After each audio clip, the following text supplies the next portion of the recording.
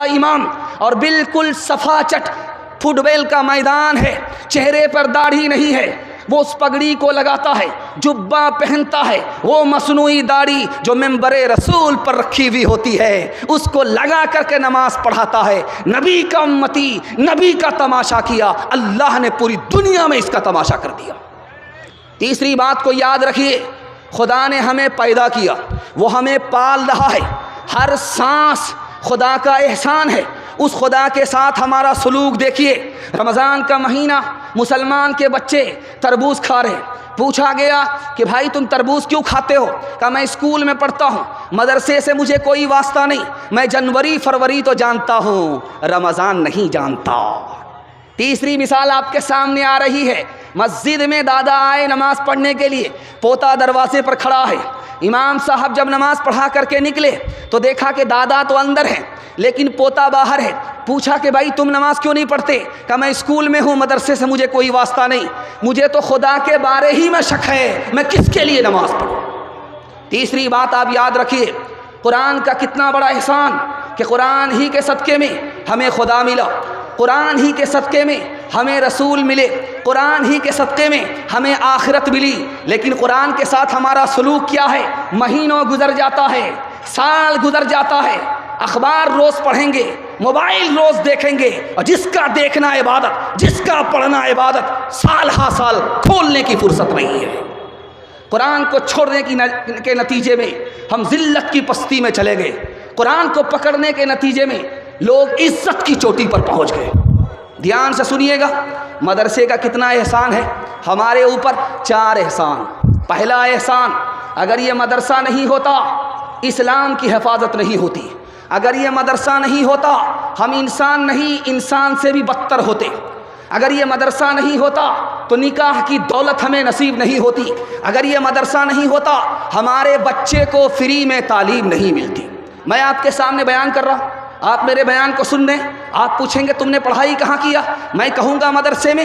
آپ کہیں گے کتنا پیسہ تمہارے باپ نے خرچ کیا؟ میں کہوں گا کچھ بھی نہیں، قوم کا پیسہ تھا، مدرسے کا احسان تھا، فری میں تعلیم حاصل کر کے میں آپ کو بیان سنا رہا ہوں۔ مدرسے کے 4 احسان، اور مدرسے پر ستم دیکھیے، ملت کا کیا ستم ہے کہ 4 بچے 100 میں مدرسہ پڑھنے کے لیے آ رہے ہیں، 100 میں صرف 4 بچے مدرسے کی تعلیم حاصل کر رہے ہیں۔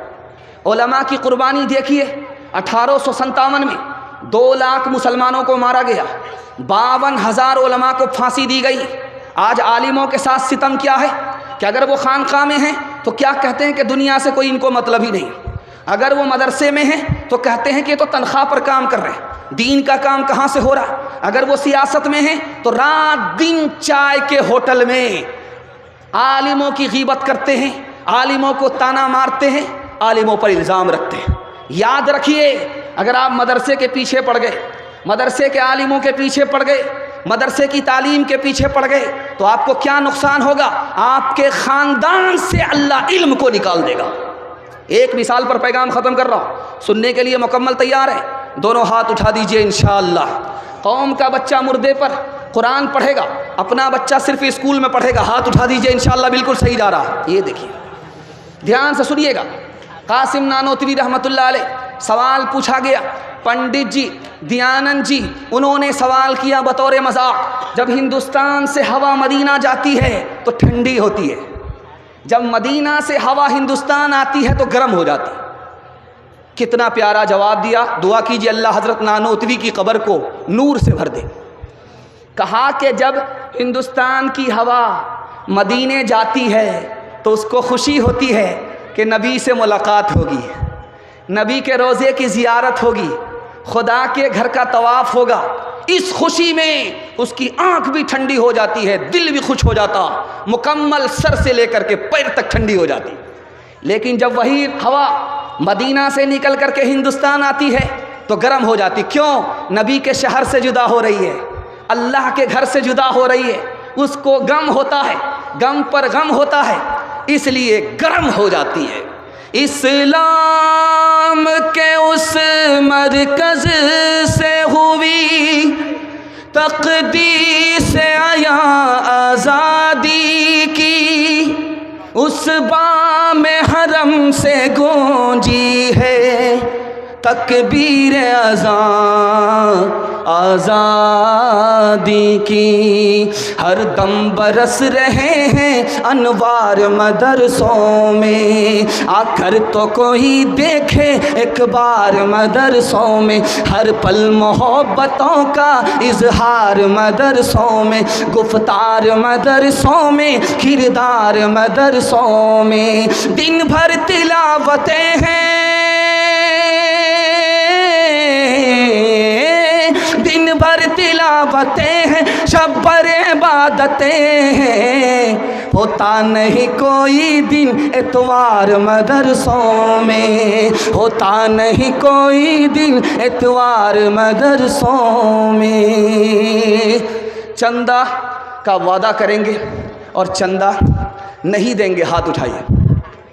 خیر ماشاءاللہ، یہاں ڈس بریک آپ کا مار کر کے آپ نے دل خوش کر دیا کہ آپ دماغ سے مکمل تیار ہو چکے۔ دوسرا پیغام آپ کی خدمت میں لے کر کے آ رہا ہوں، اس کو بہت دھیان سے سنیے گا۔ اللہ آپ کے جلسے کو قبول فرمائے، دین دنیا دونوں کی بھلائی سے اللہ آپ کو مالا مال فرمائے۔ دھیان سے سنیے گا، سنانے کے لیے جا رہا ہوں۔ حضرت ابو بکر سے کہا گیا مکے میں اگر رہنا چاہتے ہو تو قرآن کو چھوڑنا پڑے گا۔ حضرت ابو بکر سے کہا گیا اگر مکے میں رہنا چاہتے ہو قرآن کو چھوڑنا پڑے گا۔ حضرت ابو بکر کا جواب سنیے، میں مکے کو چھوڑ سکتا ہوں، اپنا وطن چھوڑ سکتا ہوں، قرآن نہیں چھوڑ سکتا۔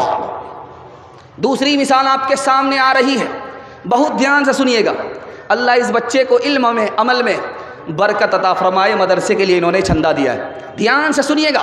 دوسرا نمونہ آپ کی خدمت میں آ رہا ہے، مسلمان لڑکا عیسائی لڑکی پر عاشق ہو گیا، ماں باپ نے کہا کہ اس شرط پر تمہارا نکاح ہوگا، تمہیں قرآن کو چھوڑنا پڑے گا۔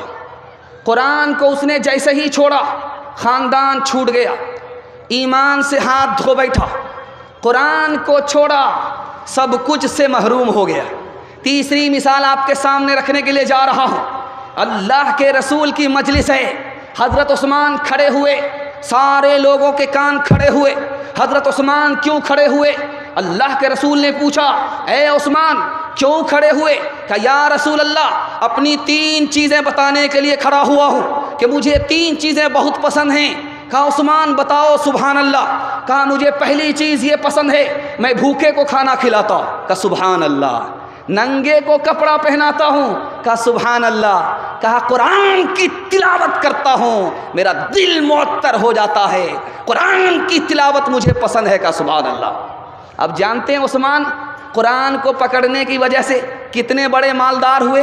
آپ کو سن کر کے حیرت ہوگی، 35,000 درہم میں مسلمانوں کے لیے کنواں خرید کر کے دینے والا کوئی اور نہیں تھا، عثمان ہی تھا۔ 4,000 دینار میں مسلمانوں کے لیے کنواں خرید کر کے دینے والا کوئی اور نہیں تھا، حضرت عثمان ہی تھے۔ دوسری روایت، اللہ کے رسول صلی اللہ علیہ وسلم کو حضرت عثمان نے اپنے گھر میں بلایا اور قدم کو گن رہے، جانے میں الگ اور واپس ہونے میں الگ۔ اللہ کے رسول نے پوچھا عثمان میرے چلتے ہوئے میرے قدم کو کیوں گنتے ہو؟ کہ یا رسول اللہ آپ نبی ہو، آپ کی عزت میں ہر قدم کے بدلے عثمان ایک ایک غلام آزاد کرنا چاہتا ہے۔ جنگ کے لیے حضرت عثمان نے کتنی دولت دی؟ 300 اونٹ دیا۔ اللہ کے رسول کی گود میں 100 اشرفی دے کر کے حضرت عثمان کے لیے اللہ کے رسول نے فرمایا اے میرے پروردگار، جس طرح عثمان نے مجھے خوش کر دیا تو بھی اس سے خوش ہو جا۔ آپ سمجھتے ہیں کہ میرا بیٹا حافظ قرآن ہوگا، غریب ہوگا، کہاں سے کمائے گا؟ میں آپ سے گارنٹی لے کر کے جاتا ہوں، آپ صرف قرآن کی محبت میں اپنے بچے کو قرآن کی تعلیم دلائیے، اللہ عثمان کا نمونہ پیدا فرمائے گا۔ 2-3 مثال آپ کے سامنے رکھنے کے لیے جا رہا ہوں۔ مسلمان ماسٹر ہے، بچہ 2 سال سے مدرسے میں اسکول میں نہیں آ رہا، باپ کو بلایا تمہارا بچہ 2 سال سے اسکول میں نہیں آ رہا، کہ میرا بچہ بھی مدرسہ میں پڑھ رہا ہے، 15 پارے حفظ ہوئے ہیں، 15 پارے باقی ہیں، 2 سال اور پڑھے گا قرآن مکمل ہو جائے گا، اس کے بعد مدرسے میں آ جائے گا۔ وہ مسلمان ماسٹر مسلمان ہو کر کے کیا کہتا ہے؟ کلیجہ